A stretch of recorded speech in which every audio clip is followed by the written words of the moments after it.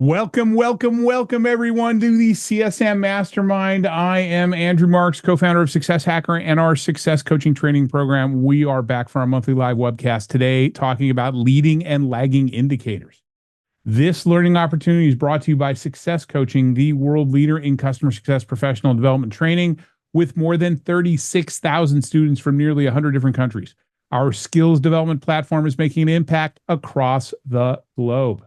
Whether you prefer self-paced learning, an instructor-led bootcamp, an interactive workshop, or a personalized weekly coaching program, our wide range of customer-focused programs and formats are tailored to meet the unique needs and learning preferences of everyone.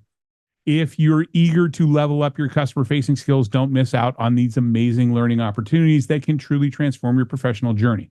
We're now accepting registrations for our final boot camps of the year, including our popular CCSM Level 1, November 4th through 6th, Change Management for Customer Success, December 9th through 11th, Outcome-Based Selling, December 10th and 11th, and our Management Essentials Coaching Program running November 14th through December 17th.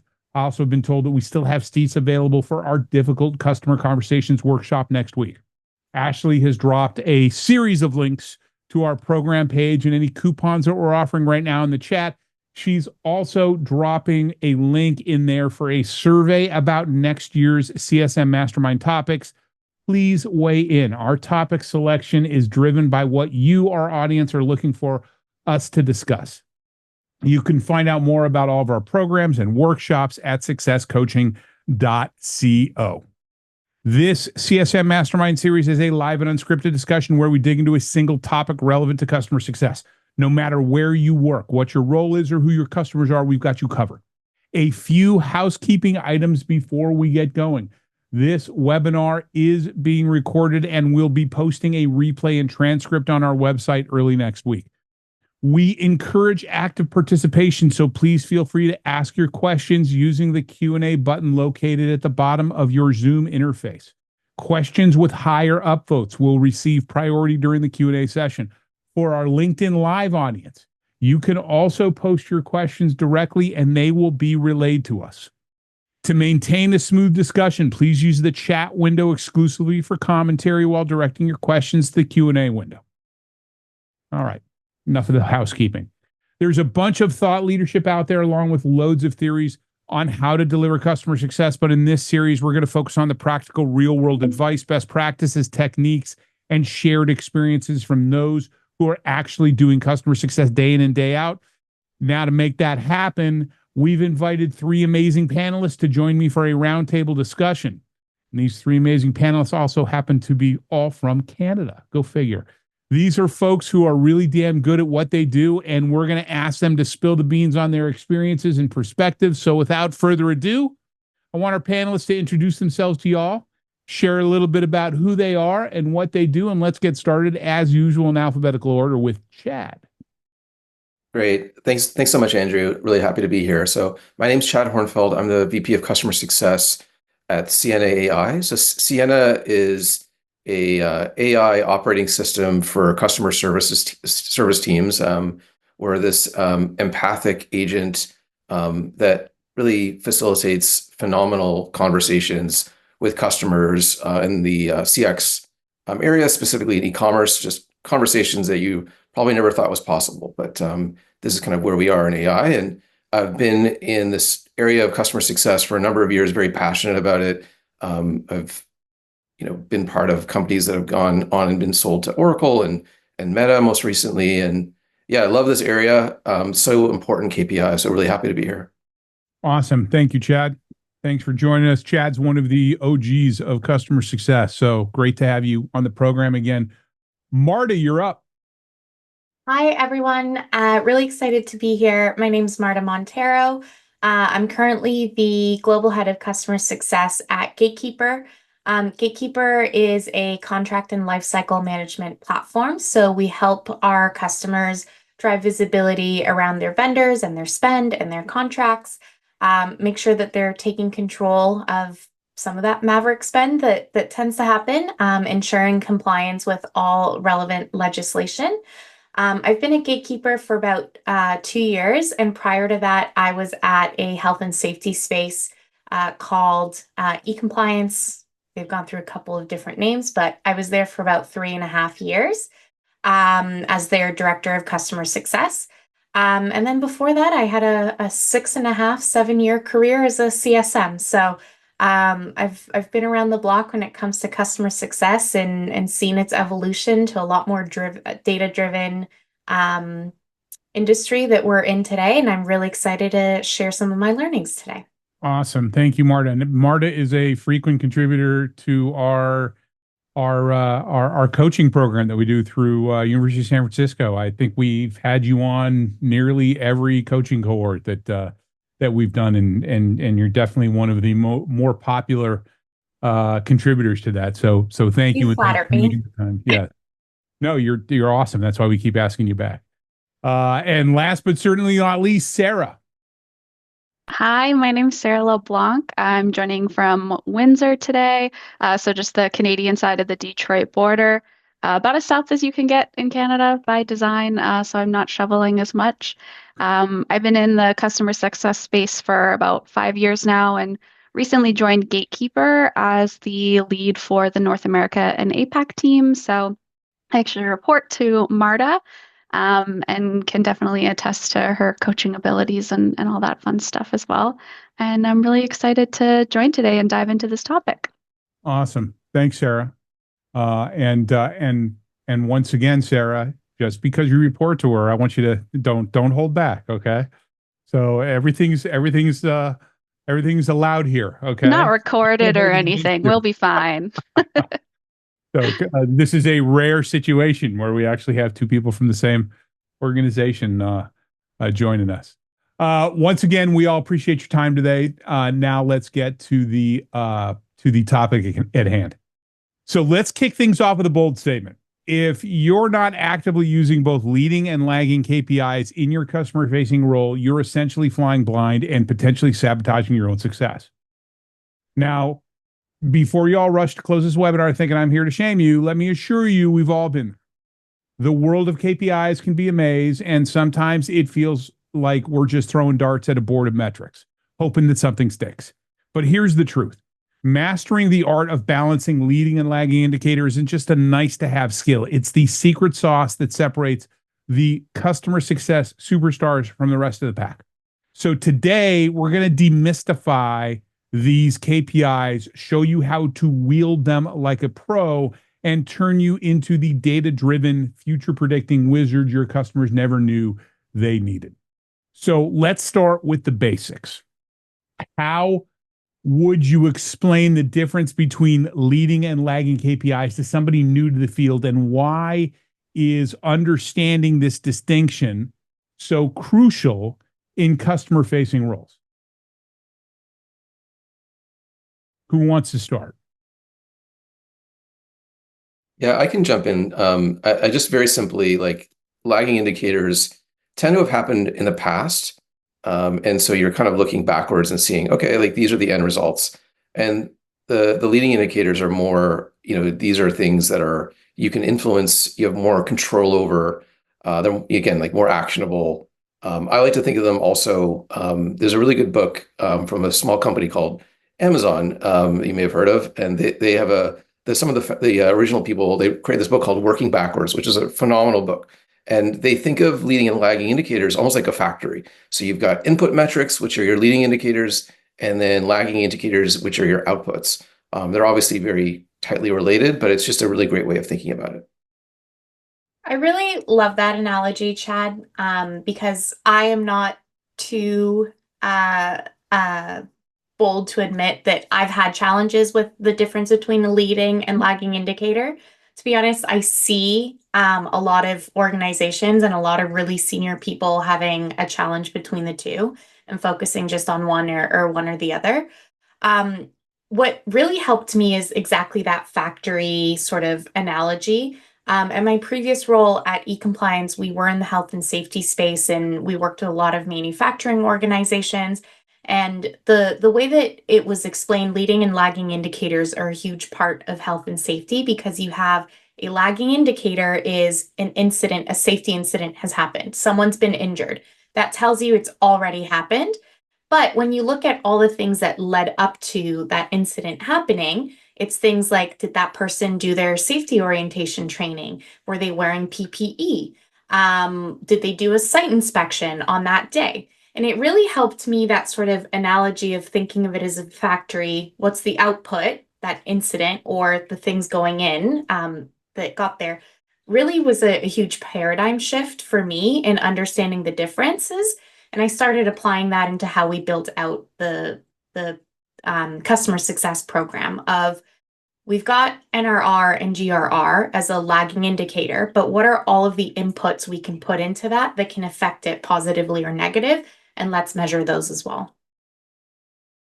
Yeah, and I sort of think of the lagging as the big event and the leading as all of the things that happen along the way before we get there. There's a really good graphic from Gainsight. It's not on this topic, but it relates really well where, you know, the lagging event is moving into your parents' basement. Well, that didn't just happen. How did we get here, and what were those contributing factors as leading indicators?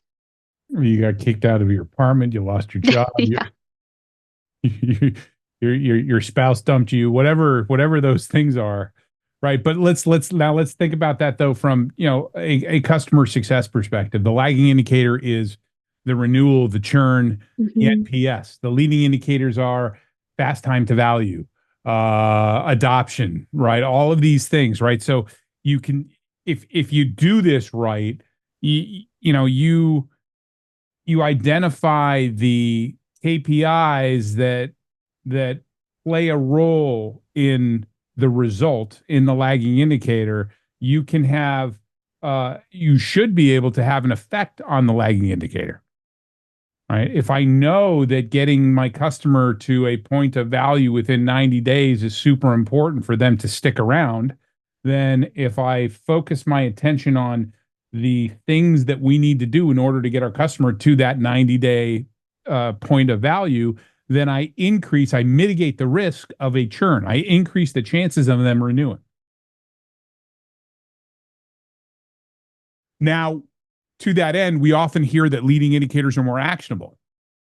Any examples of leading KPIs that have been, and I threw one out there already, but any examples of leading KPIs that have proven particularly effective in predicting and influencing customer success outcomes in your world?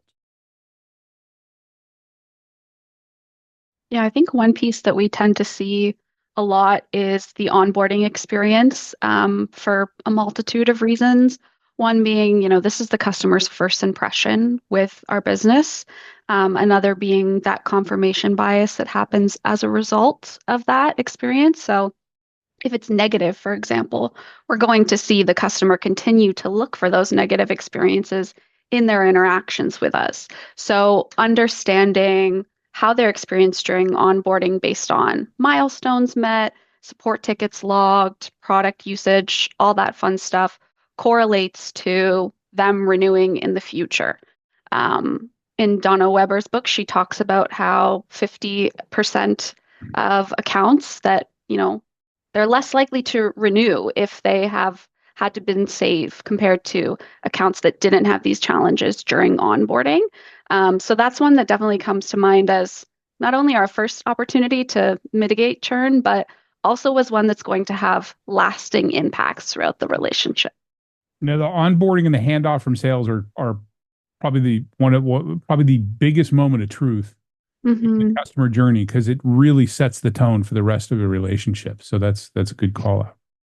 On the handover from sales, I can get pretty good at predicting when an account is going to go sideways if the handover from sales doesn't include any actual metrics of where they are or what the customer wants to do.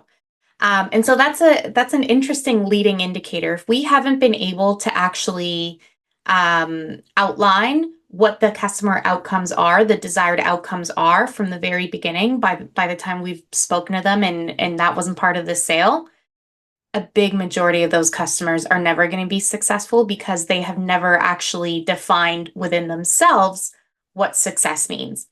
And if we start talking about that by the time we've already implemented them or started the implementation, it becomes a little bit too late. So just having documented customer outcomes is one of the leading indicators that I use often, that can honestly tell me just 5 minutes after closing a deal if this customer is going to be successful or not. Yeah. And just to add on that, like in terms of to obtain those outcomes, and thinking about it like both from like an enterprise level as well as kind of maybe the smaller clients. So for the enterprise level, one of the things that we did done in a couple places is I'm very big proponent of this idea of strategic customer success and creating like opportunities to collect outcomes and helping to train CSMs on how to do that. And for the, let's say more of the enterprise, like high touch, like having, like we actually tracked the number of strategic engagements that we had with customers. And so here where the CSMs are really trained on how to obtain those outcomes, how to ask more of those disruptive type questions. And then we could correlate the number of strategic engagements. And a strategic engagement could be like a kickoff meeting. It could be, a type of QBR. We actually call them like strategic checkpoints. Or it could be like an audit or some sort. And a lot of these kind of relate to each other. But that's a really good one. I think another one is I'm also a big proponent of progress, like showing progress, which I think are a really big part of leading indicators. And what's important is like finding the right, let's say, adoption metrics to look at. And you want to look at those key metrics, and maybe you have like a magic number or some sort of key metric. Like, for example, I think like Slack had a magic number, like X amount of people are logging in Y amount of time and Z or Z amount of time frame. Like that's going to indicate that there's a higher amount that this is going to be a more successful account. So you want to find what those sort of key metrics are. And those are just another good indicator, especially for the smaller clients where it's more difficult, let's say, to capture their outcomes. And some of these really key metrics can give you an indication like, okay, these customers are on the right track. They're doing the right things that have shown from our past analysis that these types of clients will be more successful than others. The usage of key functionality as well as another great leading indicator. We know that this piece of functionality our customers get a lot of value out of. So, right. It could be like number of integrations. Like you're right. Like it's also like depth and breadth and just doing that analysis to try and understand like, going back to that book, like working backwards, it's exactly what they did is like they worked backwards to understand. It's like, okay, this is what made us successful over here. These are the things that we should be doing, to get to that particular point. And, a really easy thing to do, this concept of called bright spots, where you look at like, what are those customers that have done the best and been the most successful? What are those things that were part of that? Like what made them most successful? It could be their onboarding, had a really good onboarding. It could be that there was the right person in place. It could be they did these types of things in this order, and try and like manufacture what that is, and then build that into your leading indicators. And that could be, very, very helpful in tracking that progress, and getting to those end results that you want. And this is where a data analyst or a data scientist can be incredibly helpful when you sit there and give them all this. Look at your customers over the past 12 months, 18 months, and look for patterns. What are we doing with the most successful customers, the customers that keep renewing, that have the most adoption, are doing X, Y, and Z? All right. How do we is this an outlier? Or are we seeing that consistently across our customer base? Hey, we might be onto something here. And just a reminder, folks, we will be taking questions probably in about 15 minutes, 20 minutes. So you have questions, use the Q&A button, and we will answer questions for you. Okay. So while lagging indicators might seem less immediately actionable as do leading indicators, they're still vital. So how can customer success professionals use lagging KPIs to not only measure the past performance, but also inform future strategies? And I just touched on one there for a minute, but or for a second there. But what are your thoughts on that? I mean, one of the first things that when I joined Sienna was just diving into the data. And one of the things, like I'll challenge you a little bit on, Andrew, in terms of like getting a data analyst and all those things. I'd say that like CS leaders should be adept at like breaking down data more. I think when you and also there's newer technologies. I know I think Marta probably want to talk about like AI technologies, but there's definitely new technologies that are helping to break down some of the more nitty-gritty data. But regardless of that, like one of the first things I did is we don't have that much churn. We're a newer company, but going into the call logs, like going into the email correspondence, getting as much information as I can and trying to understand like, why did these, customers churn? So breaking down the categories and then breaking down the segments, like, and just understanding, is it a segment thing? Is it when did we close these deals? What were the expectations that were made in the sales process? And then even like from a cohort perspective, like when did we sell these? And then how has that changed over time? So I think that some of the analysis you can do on the lagging indicators that will give you a better sense. Similar, one lagging indicator we haven't talked about is expansions. And so, when was the right time to actually sell that particular expansion? What enabled that customer to be kind of ripe for that opportunity? So you can really kind of break down from a number of different angles, size, timing, et cetera, to understand and learn from that data. One of the things that I love to do, we capture a lot of qualitative data. And I think a lot of the times people look over the qualitative data because it's not discrete, therefore not as easily reportable or able to be analyzed. One of the things that we've very recently started doing that I'm excited to do further is we take feedback, positive and negative feedback from Gong calls that feeds into a Slack channel that then we export all of that and we put it into ChatGPT so that it tells us what are our customers saying about the different elements of our product and where are the areas then that we need to be digging into and improving, and how does that then relate to churn risk or growth potential and all of that. So I agree with you, Chad. I think that CS leaders need to be a little bit more adept when it comes to data analysis. And I think they also need to be using the qualitative data that exists and not always rely on discrete and hard numbers, and overlooking everything else. Because with things like ChatGPT, the type of analysis that used to really only be privy to the data engineers and data analysts is now open to all of us. We don't need to know how to write a Python script to do the analysis. We just need to know how to ask ChatGPT to do that for us. So completely agree with what you just said. Sara, anything to add?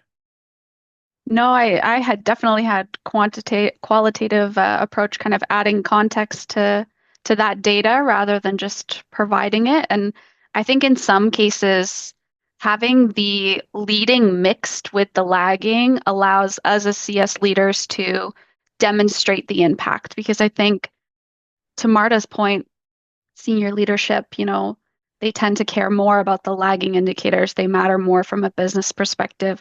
But once we get to a situation where we can tie the two and really get that buy-in for those leading indicators, it helps us not just scream into a void about challenges we're having, but have some real action behind it. It helps you explain it. The lagging indicators I like to refer to as vanity metrics, right? Renewals, churn, upsell, right? But what the leading indicators allow you to do when you combine the two and you add in the quantitative, the qualitative, you're able to tell a story, right? The reason why this is X is because people are having problems with our product, right? Because this is what they're saying. They're saying they're having that it's too cumbersome, right? So it's not. You can't just sit there. You go to product and say customers don't. One of the problems is customers don't like our product or they find it cumbersome. Well, we have the data to back it up. Yeah. And that's how you affect change, right? You don't just show up and say, I think we have a problem. You say, here's the data. Here's the data. And great thing about ChatGPT is not only can you leverage it to help you make those connections, you can have it actually pull out quotes and things. Yeah. I want you to not only give me and to your point, Marta, you've got to write the prompt in the right way, but you can say, I want you to analyze this and I want you to pull quotes out that back up your assertion. That makes things a heck of a lot easier. So next question for y'all. Balancing leading and lagging KPIs can be tricky, right? What approaches have you found successful in creating a KPI framework that gives a comprehensive view of both current performance and future potential? Yeah, I can jump in there. I'd say that as a framework, it's really important that you establish, okay, what are these KPIs, these leading and lagging indicators, and that you keep them at least for a quarter, so that you can measure them and just determine, like, okay, what was the end result? Like, how did this all work out? You can do the analysis. You can't just keep changing them up, every week. You're just not going to get They're useless. consistency. It'll useless. That's right. Yeah. And it really kind of, your team gets pulled all over the place too. I think that the problems that some CS teams get into, there's a couple of them. One is that they just focus on the lagging indicators. So they're like, oh, there's a churn problem. We all have to get on churn. And so then like they focus there. And part of it is also, you have to be very careful, is like, how are you compensating your CSMs? Because if, let's say, they're compensated pretty heavily on commission, then they might actually be putting more emphasis on the lagging indicators. And it's like, okay, these ones are up for renewal. Like, I'm going to reach out to them and make sure I do the most and get those renewals closed. But on the lagging indicators, like, if you're not actually doing the right things and demonstrating the right progress and getting customers kind of lined up, just like a plane that's going to land, that plane will like skid out and crash, even before you get to that renewal period. So what I recommend is like keeping them consistent, putting something in place. Like, if you don't measure it, then you don't know how you're doing. It may not necessarily be the right measurement to begin with, but you need to start somewhere, and then experimenting and adjusting. So those are the comment, like, you have to be mindful of those leading indicators. Like, for example, logins, like, that's not necessarily the best leading indicator. But if you're not sure, like, maybe that's the place where you can start. Like, the other thing too is that you can't measure everything. Like, sometimes you don't have access to the data, or for various reasons. So work with what you can, and do your best there, and then you can obviously adjust over time. You might find that, like, for example, like NPS, that's not the best of a leading indicator. It's not something I would recommend. But getting down to something I mentioned about the right adoption metrics. So sometimes you might say, you might have a hypothesis, and you might say, well, if this customer has X number of integrations, then we've seen from our analysis that indicates that there's a greater chance that they're going to be they're going to renew. And so you might want to go on a hypothesis to set targets around number of integrations, average number of integrations your customers are going to have. And then you might find, well, actually, maybe the correlation wasn't as strong as we thought, or maybe we needed a secondary metric there. But that's kind of how I go about it, is like, look at the data, look at the correlation. How did it turn out? Look at the customers that churn, look at the customers that do like win analysis on your renewals, and look as to, like, why did they renew? And did those leading indicators actually influence that? And then you can go back and potentially change those leading indicators. Well, and this is where I think looking at your history, your historical data, at least points you into a direction. But I 100% agree with you. You've got to put a stake in the ground. You got to try stuff, right? And you just need to be constantly looking back at it and saying, okay, does this make sense? And on the NPS, I'm going to disagree with you now on NPS. I think NPS actually can be a leading indicator as well as a lagging indicator, because there are different types of NPS. There is your traditional NPS that people think about, which is the relationship NPS. I'm going to measure NPS once a year or at certain points in the customer journey to figure out how my customer feels about us. But then there's transactional NPS, right? After a transaction, how did you feel? And that could be anything from a thumbs up to a thumbs down. If I've got a bunch of thumbs up, that transactional NPS, I could make some assumptions that, hey, you know what, when we measure NPS later on in the year, if we're doing everything right from their perspective, all these transactions, it'll probably be higher. I can't guarantee it, right? But our customers are making a decision whether they want to continue to do business with us with every single interaction that they have with us. So, just to jump in there, I think anything to add to Chad? Yeah. Another way specifically on NPS, and then I'll go back to, the KPIs and incentivization. But another way that even a relational NPS can be a leading indicator is when you're looking at response rate to the NPS. So there's been a lot of studies. Greg Danes of ChurnRx has a lot of data on this. Yeah. But whether or not someone's a promoter or a not demoter. Detractor. Detractor. Demoter, promoter, demoter. Whether or not that doesn't correlate as much to then what the renewal outcome or growth outcome is, but when someone doesn't reply to the NPS whatsoever, that's where it actually becomes a leading indicator of what the renewal outcome is going to be. A negative leading indicator. It's not a good thing. Also looking at NPS, the NPS score of a key stakeholder who doesn't use the product very often that may rate it high because they have a good relationship with the sales team, and the actual users who rate it, who are detractors. That's a big indicator right there. We track engagement, customer engagement, whether it's meetings, whether it's support tickets, whether it's are they interacting with us? And I'm trying to get as many data points as possible. Like we use Slack as one of our main ways that we communicate with customers. And I haven't got the reactions as part of my engagement score, but it's not that far away. And it's a heavy component of how we assess our team, as well as how we blending into our health score. It's just so important. Because we're an AI company, it's newer. Customers will have questions, and so we know that they are going to engage with us. And if they are not, it's definitely concerning and something that we look at closely. Yep, 100%.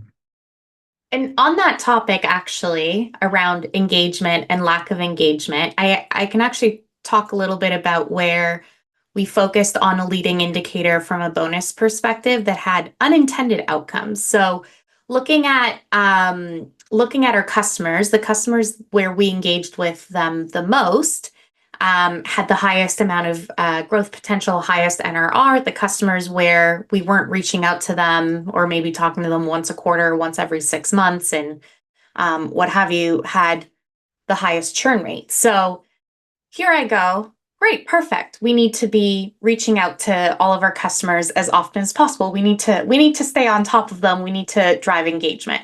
So we have a bonus metric within our CSM bonuses around proactive engagement.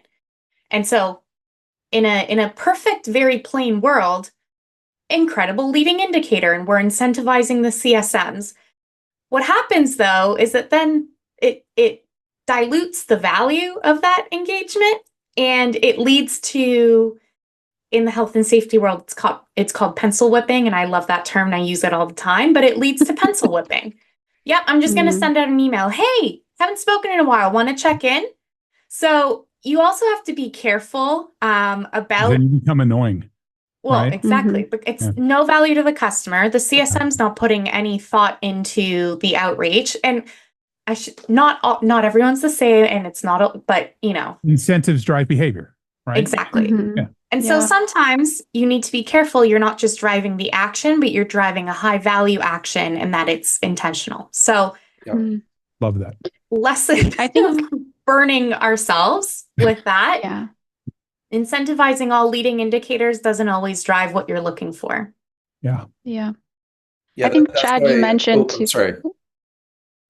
I was just going to say, you mentioned too about doing a retro on successful accounts and what has been done. And I think taking into consideration not just the customer, but also the team that you have. What are their capabilities, and using that to help drive where you're at from a leading indicator perspective, because that is going to make a really huge difference. If I have a team that I know every time they take an action, they're thinking, what value is this driving for the customer? I might be a little bit less concerned with leading indicators for that team versus a newer team who's kind of still getting set up with CS best practices and all that fun stuff. I might be a little bit more stringent and prescriptive with exactly what those leading indicators look like in a successful context.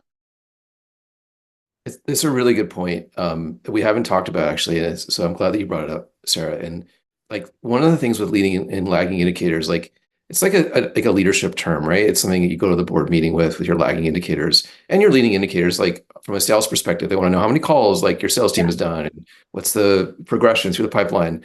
But one of the things, especially now, is a really hard time in tech, and your teams might be struggling, and focusing on those leading indicators, things that your teams can control, is really important. There's a really good book. It's the score takes care of itself. It's like the San Francisco 49ers coach, like, and legendary coach Walsh. And he just talks about like, if you're doing the right things, good things will happen.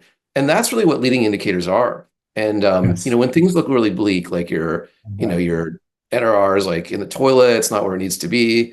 Same with like your renewal rate. When you're focusing on doing the right thing. So going back to engagements, like when I talked about these strategic engagements, and so having the right type of conversation with customers, and using like gong calls to like measure that you're actually asking the right questions and the hard questions, that you can hear the kind of the impact, and then celebrating those wins. Like, oh, I had this really great meeting.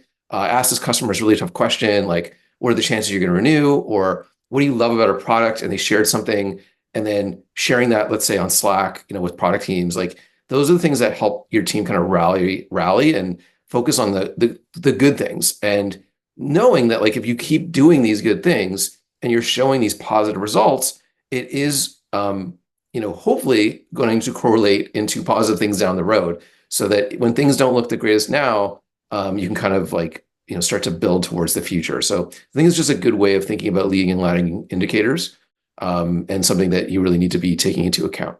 I love that. If you're doing the right things, good things will happen. 100%.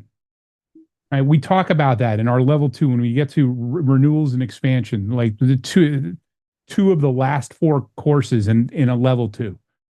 Basically, I begin that conversation with, you want a renewal, you want an expansion, you need to do all the stuff that we've already talked about in level 1 and the beginning of level 2 in order to get to that point. Right? So if you get all the motions right, if you do all the things that you're supposed to be doing, you get onboarding down, you get that transfer of knowledge, you create success plans and execute them, you handle, disagreements and challenges, you set expectations correctly, you strive for value and make sure you're not only delivering value, you're communicating that value. The people need to hear it.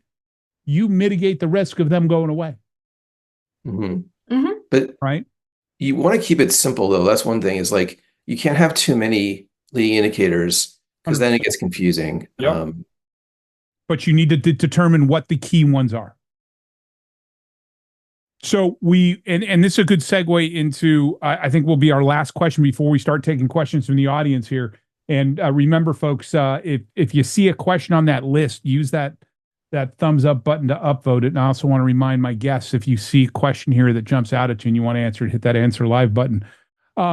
We've all heard the phrase, what gets measured gets managed. So how can professionals in customer-facing roles ensure that they're not just tracking KPIs, but actually using them to drive meaningful actions and improvements in their daily work?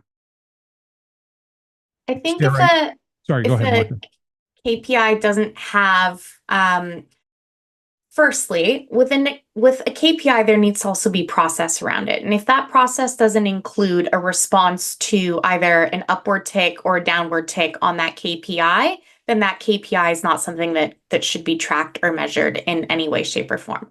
Now, that's also easier said than done, especially when you're dealing with, you've got your CRO breathing down your neck of, oh, we just need to track this. We need to track this. You've got the board breathing down their neck telling you to track it and just track it.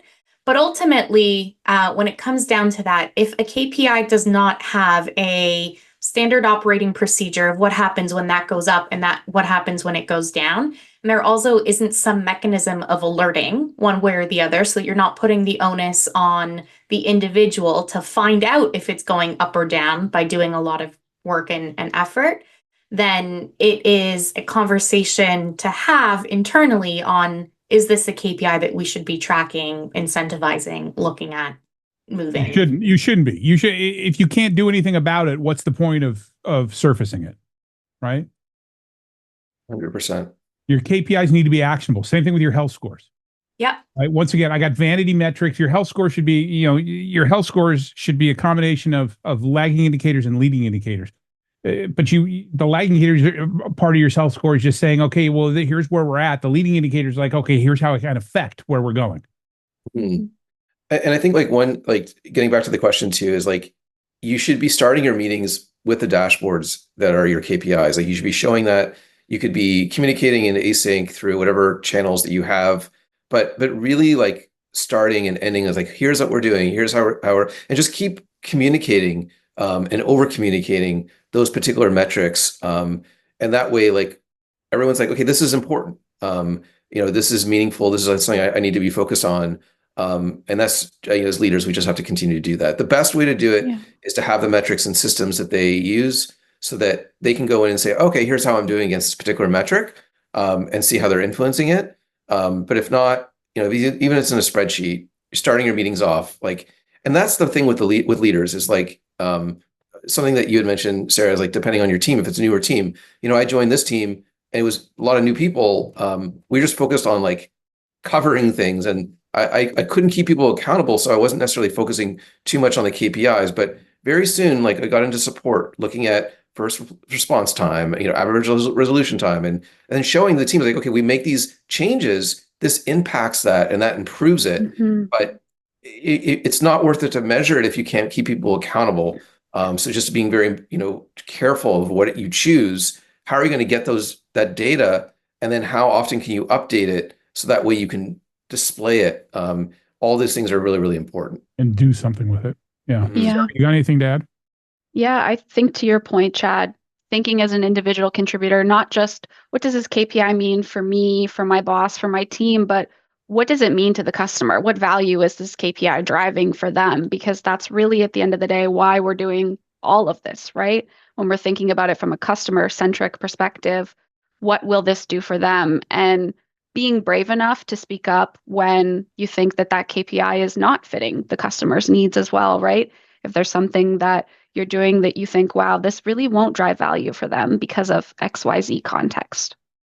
Be comfortable talking about that with your managers and bringing in, whoever else you need to in order to drive value from that engagement. Okay, quick story. I remember when I was at Business Objects, one of my customers was Charles Schwab, and they asked me to come in and take a look at this design they had for these executive dashboards that they were going to roll out to their team. And this was a long time ago. So they had a projector, and they threw up on the projector onto a whiteboard. What's a projector? No. A projector. I know. It was well before TVs and I'm really dating myself. They throw the projector up and they say, here's our executive dashboard that we're going to run our call center business using. And they threw this thing up, and there's about 12 different metrics. And I started pointing at each one and said, who are you going to call when this goes to red? What's this? And I'm just Xing things out as they're going through and explaining this stuff to me. I'm like, these are pretty metrics, but they're not actionable. Right? You got to, if we're gonna do this, if we're gonna go through this exercise, we're gonna go through the trouble of creating these dashboards, identifying these KPIs, and we damn better make sure that what we're throwing up there is something that we can actually do something with. Otherwise, it's useless. It's a waste of time. All right, so let's take a look at some questions from the audience. Once again, if you all want to look at these, you got something to jump in with, or you want to jump in first, hit that answer live button. But our first question comes from David. David, thanks for joining us. Good to see you. For startups that don't have great systems to collect a lot of data for usage and adoption, what leading indicators do you recommend they use? For example, stakeholder engagement. So I'm in a seed startup, and so I'm really like scrambling for everything. Like I put together our HubSpot CRM, and we happen to have some data that we could export, some basic usage data. So I was able to get that, and you could have your engineering team create a data, like a spreadsheet, and have it populate in that spreadsheet, whatever it takes. And then I actually took that data and I created fields in our CRM, and I was importing the data on a biweekly basis as prep for our at-risk meetings. That's what I did. And so you got to do what you have to do. Now we have a customer success platform. So I've got the data updated daily. And so I'm in a much better place, but you have to be scrappy. Have to be scrappy. Awesome. Also look for the data, like the links between product and customer success, because you should both, we be wanting to understand like how these products are performing, how is it going to impact retention, adoption, etc. So, build partnerships across functions, and then that way you can get allies to help you create these things. Marta, Sarah, anything to add? I mean, I agree with what Chad is saying. I think a couple of other things that you can do, just because David asks about stakeholder engagement. One of the leading indicators that I developed at my last organization is a numeric value of relationship depth and relationship strength. And it was a really good predictor of risk. And it was part of our overall health score. So the relationship depth was a measure of how multi-threaded we were. You couldn't have the same person with the same key contact profile. So you could only have one champion, one admin / power user, and one executive sponsor. And for the accounts that didn't have all three of them, they were scored out of 3. Those lower ones was they tended to be naturally more in the ambers and the reds. And then the relationship strength was a measure of how often are we engaging with each of those contacts. And it was very different because you're not going to engage with an executive sponsor once a month. So anyway, it was different. So you can build stakeholder engagement metrics that are numerical and easily scored and build into your health score based on that as well. But usage data in some way, shape, or form is available always. You just need to shake the right trees, as Chad said.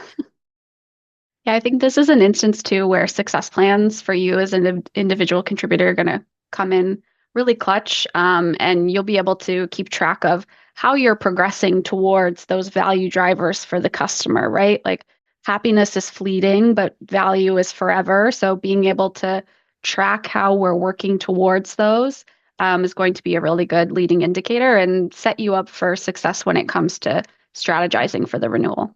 Yeah, thank God I don't see that chief happiness officer title anymore, because that is not what you should be focused on, right? It's all about value. Yeah, awesome, David. Thank you. Sorry, Chad, you had something to I was add? going to say tracking relationships is super important. I'm really happy you brought that up, Marta. And it's not the easiest to do, but it's really well worth it. So it's a really great point. We did that too. Yeah. Our next question comes from LinkedIn. Actually, Rob's from LinkedIn. If you could choose just one metric to determine whether a customer base is successful or not, what would it be? And it looks like, Marta, you want to jump in on this first. Yeah. So I think, first of all, this is a challenging one because every single industry, every single customer, every single use case is also going to be really difficult. But I think the one metric that can be very unifying is how many of your customers are meeting the desired outcome. And that is completely agnostic to the industry, to the product, to whatever it is. If you measure that desired outcome within success plans, instead of tracking our success plans existing, track the goals within those success plans, how many of them are being met. I think that's the one singular leading indicator that should exist and is irrelevant to whatever industry or type of product or what have you that you work in. Yeah. Are we helping them achieve a return on their investment? Right? Yeah. I mean, I would say like as an executive, I'd say revenue. That'd be number one, like lagging indicator. But I'd say the leading indicator, something I mentioned earlier, is that like this magic number. This is kind of where some companies have done this analysis and they found out like, here's the number we need to hit. And if you can get that and you have all teams working towards whatever that metric is, it's super powerful. And so I highly recommend that companies be thinking about that. Awesome. Sarah, anything to add?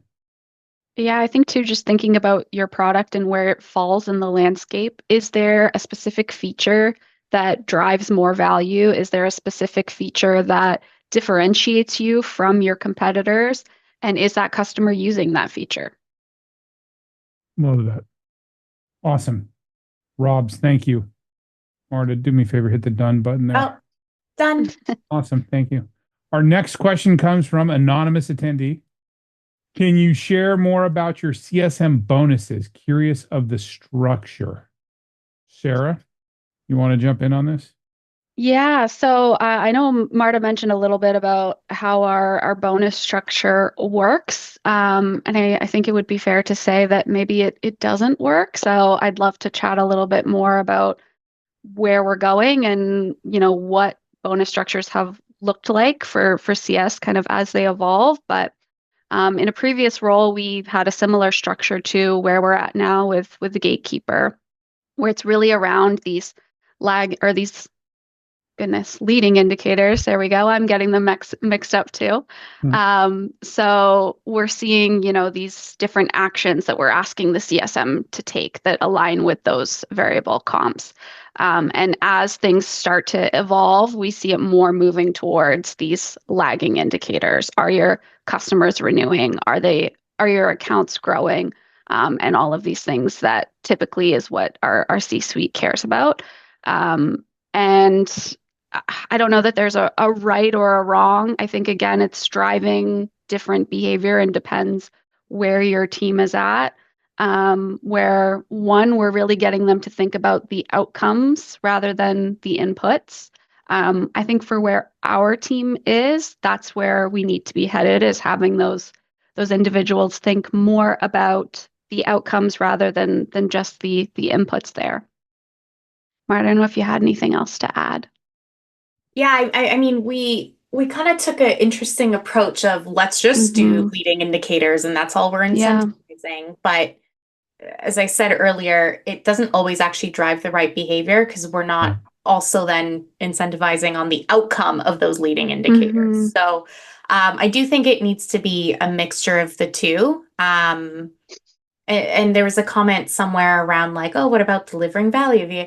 And you have to worry about, well, how do I report on that? What is value? How do I define it? How do I do programmatic? And it becomes challenging. But I do think NRR does need to be a part of a lot of bonus structures because it speaks to the output. Again, that's a lagging indicator, but it's an output. And having a balance between the two is key. Yeah. Well, you need to pair that up, right? You need to pair up the NRR, the outcome with, okay, and you got to make sure you're doing X, Y, and Z. Yeah. Right? It's not we had previously calling people. It's about what value are you providing? Are we making sure we're reinforcing that value? Or, it's a balance, like you said. Yeah. Yeah, I found that no one's ever been happy with whatever the bonus structure is. And you have to look to revise it. I think I've always tried to do is to be fair. So if it's a lagging indicator and you're basing it on gross dollar retention rate or whatever it is, like if a customer, like you think about controllable and non-controllable churn, like it's non-controllable, like customers like went out of business or they just didn't even get going after the first day that they signed. I try and like argue with my finance person to remove them, even though they're like, well, the company didn't do well. Like, why are you bonusing your team? It's like, well, because like, what's the values of our company? Like, what do we stand for? So anyway, those are always like things that you kind of argue around. But I do think that something we haven't talked about is your lagging indicators. They should match up to what your finance team is reporting, let's say to the board, like based on the fiscal like calendar and things like, or a fiscal quarter and things like that. And I think it's good that your team is thinking about lagging indicators. They are raising their heads up. They're looking, more broadly, like here's like how I impact the business, but also really like, focusing on the ground, like the ground warfare that you need to do, which is like the leading indicators. So I like a combo of both. Awesome. Sarah, can you hit that done button for me and move on to the next question? Next question comes from Michael. Michael, good to see you as always. Michael is just, he's a fixture here every month. Michael asks, I've been at a few SaaS companies where getting metrics from sales to hand off to CS was pushed back on. The CS was pushed back. I'm assuming he means pushback on CS. I want to ask the panel, number one, how do you handle this pushback, both the individual contributor and the management level in sales? And number two, how do you handle having to reset expectations with a customer when sales consistently overpromises? Oh, that never happens. Conflict with CS and sales? No way. I mean, the number one thing is always to bring data, like, and not to just make accusations. Like, Sales always oversells. Like, you just look at that person that cried wolf, right?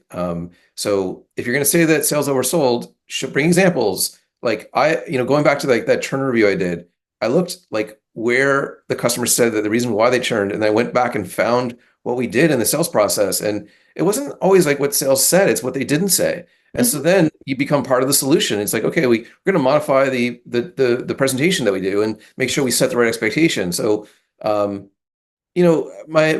biggest like thing there is like bring data, be part of the solution. And then sometimes like as a CS leader, decisions are made at the company and you have to kind of go along with it. What is it? Accept and move on, whatever that Amazon thing is. And then see what happens. Sometimes churn, you learn from churn. And then you have to make changes based on that. And don't make the assumption, by the way, in that same vein, don't make the assumption that the customer's expectations were misset by sales. To your point, sales might not have mentioned something, might not have said something, but customer expectations, yeah, can be misset by sales, but they can be misset by the customer themselves, their own assumptions, right? So before you start going back to sales and accusing them of nefarious acts, you need to really you got to ask questions. Hey, you know what? The customer, this expectation, is that something you said to them, or is that something they imagined, or is that an expectation they created on their own? Yeah. When you talk to individual salespeople or sales managers, it does not feel good for them to know that they Screwed up. It really doesn't. It doesn't. I know it sometimes doesn't feel that way, but ultimately, no one likes to do that. So always assume positive intent. And as Chad said, be part of the solution. It's not you against the salesperson or you against sales manager. It's the both of you against the problem of this happening.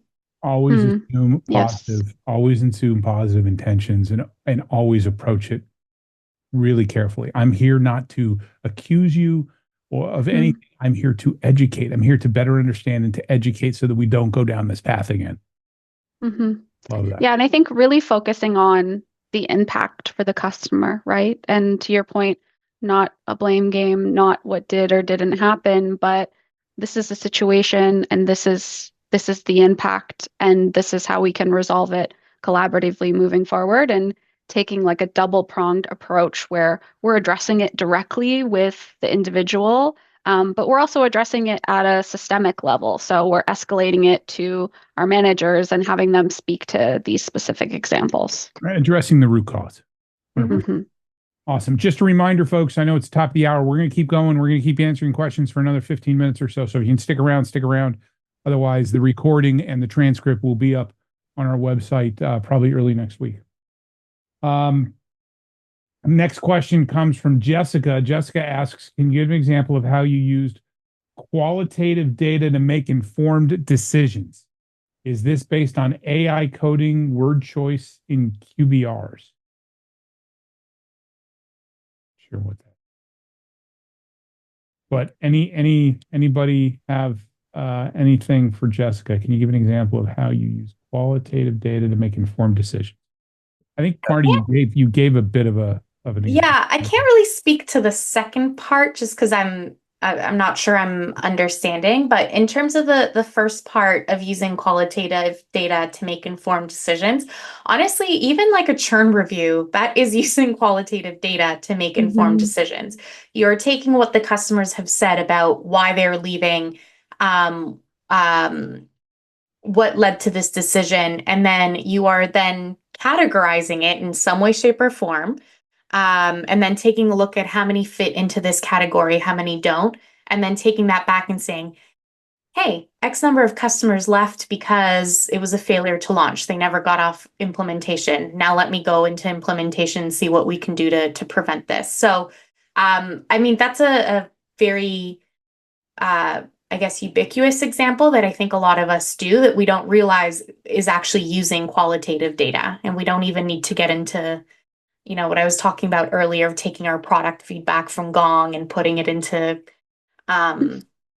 ChatGPT and having it create like different spheres of where that feedback lies.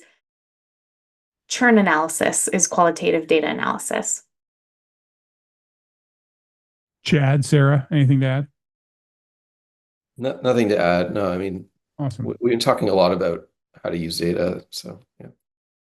Jessica, thanks for the question. Our next question comes from anonymous attendee again. Sometimes customers do not have clear objectives, nonetheless, KPIs. What is your suggestion to this situation? Sarah, you wanted to jump in on this one. Yeah, I think this is really common with a lot of customers. And in reality, they do have clear objectives. They might not have the language to communicate that to you. So No, they've no. purchased your product to address a specific challenge. And so I think just using your ability to ask thoughtful questions and be Correct that, curious, right? really get to the context of why they purchased. And then you're the expert on your product. What does that look like? So I purchased it to save time. Oh, great. Well, we'll use XYZ metric within the tool to track that. So it's really common for them not to have KPIs because they've outsourced to you as an expert for this particular space. So it's just a matter of asking them thoughtful questions to get the information you need to make recommendations. I think you also have to come prepared with some ideas. One of the exercises that we do, it's a workshop we do with customers, is it's a discovery question inventory, and as part of that, what we do is we brainstorm on what are the most common desired outcomes that your customers are seeking. Right. So Yeah. you can, and then we take those and then we build around those the discovery questions to better understand those desired outcomes, and not just what they are, but how do you get there? And just sitting down and coming up with this inventory of ideas. Here are some of the typical desired outcomes that our customers have been looking for. Sometimes you need to seed the conversation with that, right? But Yeah. at the end of the day, you want them to say, "Oh, I like that one." Right? You don't want to tell them. You want to be like a good consultant. You want to lead them down the path. One way to think about it, like we've been talking about leading and lagging indicators as it relates to like a CS leader, but you should also be thinking about leading and lagging indicators as it relates to your client. So the lagging indicator is like the outcome they're trying to achieve, and like the leading indicator is like those KPIs. And so like little things that they need to do. And just along those lines, like there's a really good recent book called The Jolt Effect. It's the same authors from the Challenger sale. And while it's designed for sales, it really applies to customer success. So I highly recommend it. And what they have found from their research is that people who are more prescriptive in their approach will have a better effect and better impact. And the reason for it is like some customers, the reason why is they don't move forward, like there's prospects, is that it's not necessarily wanting the status quo, but it's indecision. Like they can't decide. And so if you ask too many questions, you could actually like spiral a little bit out of control and customer gets overwhelmed. So, come with a prescriptive approach and make sure that it's funny. They did the Gong analysis and they found that, it used to be like, oh, if you talk too much, it's not good. Maybe on this webinar, that's not great for me, but it's you should actually talk more and even talk over people, so that if you find that they're going to be indecisive, and there's indicators of that, put them on a path and really help them. Prescriptive yet flexible, right? Yes. Like good process. Prescriptive yet flexible. Yeah, like a parent. Exactly. That's my approach. And that's what I actually use that as an example. When my daughter was 6 years old, I didn't go into a room in the morning and say, "What do you want to wear today?" I say, "Do you want to wear the dress or do you want to wear the shorts?" Right? I'm giving her options, but I'm kind of limiting those things. And it's the same thing with your customers. Right? Do you want the red pill or the blue pill? It's true. Awesome. All right. Our next question comes from anonymous attendee again. The value of our tool is dependent on customers making changes on their side because the tool essentially tracks progress. In other words, what KPIs can be tracked when a customer has achieved their goal and they just want to maintain?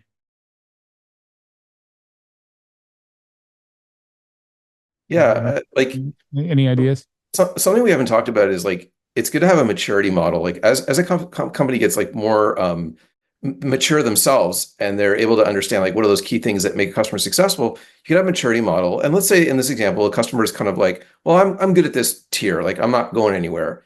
And I think like if you know their outcomes and they're achieving their outcomes, then that's great. and that they're going to be successful achieving their outcomes, it's fine. Like they don't have to get to the top of the maturity model, but as long as they're finding the use of your product. And what you can do is you can segment them in a certain quadrant and say like, okay, these guys are going to spend more money with us, so we're going to provide the appropriate service to make sure that they're in a good place. If they lose a stakeholder, we could be in deep trouble, so we need to be wary of that. But I don't think you should necessarily like have to like press your client to do more. That probably means that your metrics are off in terms of what you're being measured on. Oh. This might also be an opportunity, and I don't know if in this role this person does the expansion into new departments or if someone else does. But this is actually, to me, a huge leading indicator that this account is ready for growth within the company. Mhm. Like, let's say this tool is being used just within marketing. Well, that's an incredible case study for a salesperson to then go to the sales department or the CS department or anyone else and say, look at how much value marketing has gotten out of this. They've been able to achieve their goals. And so this could actually be an opportunity rather than they just want to maintain, which to Chad's point, there's also not necessarily anything wrong with that if it aligns with the maturity model. Well, that's Slack's growth model, right? They land in marketing and then they're like, hey, this is great. Hey, can we go talk to product? Yeah. Hey, product, look at all the efficiency that marketing has now. Do you want to put your team on Slack? Mhm. Sarah, anything to add? No, agreeing with Marta and Chad, and not just because she's my boss. Awesome. All right. Next question. Boy, anonymous attendees asking a lot of questions today. What is the ideal number of KPIs a CSM needs to set with a customer? And I'm equating this to KPIs as far as like desired outcomes. So thinking about a success plan. I can answer this because there isn't an ideal number. Yeah. It really is going to depend. It's going to depend on the customer. It's going to depend on the product. It's going to depend on the use case. What I will say is I think if anything goes beyond 3, so customers like, oh, I want to do this, and I want to do this, and I want to do this, and this, and this, and this, and this. I think that then it becomes an opportunity for you to have a conversation with the customer about, actually speaking of maturity models, it's even the maturity model of your rollout. Like, let's focus on just these 3 main things. I still honestly would just push 3 for is 1. a lot. But Yeah, this 1 or 2. becomes an MVP. Once we do this, let's focus on this area, and then let's focus on this. So there isn't an ideal number, but the less, the better, because you can focus on that a lot more. I think to your point, there's not an exact number. It changes. It differs, but I love that. Let's think simply. Let's stick to the basics. But at the end of the day, the number of KPIs should equate to value realization, right? What are the KPIs and how many KPIs do we need to track and demonstrate value with, right? If my key stakeholder just wants to improve efficiency by 30%, and that resonates with my key stakeholder, and we're able to improve efficiency by 30%, then that should be your guiding principle. Hey, we have improved efficiency by 30%, because what you then are able to tell the story to that key stakeholder who's, when you get to the renewal or that expansion opportunity, hey, we hit your key performance indicator. We hit that desired outcome. Yeah. Chad, Sarah, anything to add? No, nothing to add. Okay. Let's see. There's some of these that aren't relevant. Let's see here.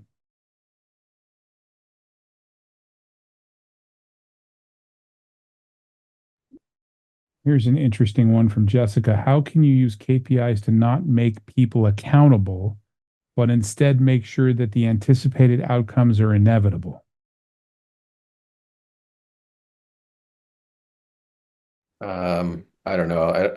If they're not accountable, like what's the point accountable of measuring it? So yeah, exactly. I think that there's like things that are like one of the things to think about is like there's cultural value stuff that you should be doing, right? Like you should be helping other people, like as an example, if someone like raises their hand. Those things, if you help each other and you create a great culture, it will result in, a better end, thing, but you can't measure everything. So I think to answer the question is you have to build a really great culture, which is a whole other area, but super important. Yeah. I think also sometimes on the idea of a great culture, sometimes people see accountability as a negative thing. Right? Like they see it as, oh, someone's gonna hold my foot to the fire if it goes wrong.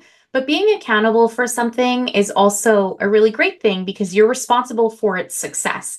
And people take a lot of pride in being responsible for the success of a project or customers internally as a leader. Like I'm so proud when my team is successful, and I see that as an honor. So I'm proud to be accountable for something. So to your point around the culture piece, Chad, I think it's also a bit of a mindset shift of accountability is a good thing.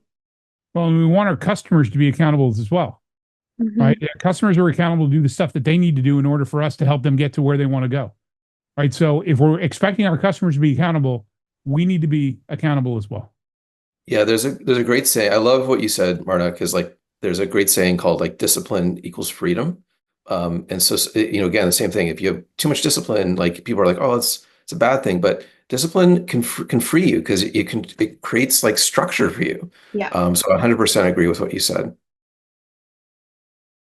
Awesome. I got one more question. It's probably going to push us a little bit past our end time here, but how segmented do you make We Travel Inc.? Thank you for joining us. How segmented do you make your leading indicators? I ask because we have 10 plus different verticals using our software, and each use the software slightly differently. So it's hard for us to make general leading indicators. Success looks differently for a student company in Chicago from a tour operator in Latin America.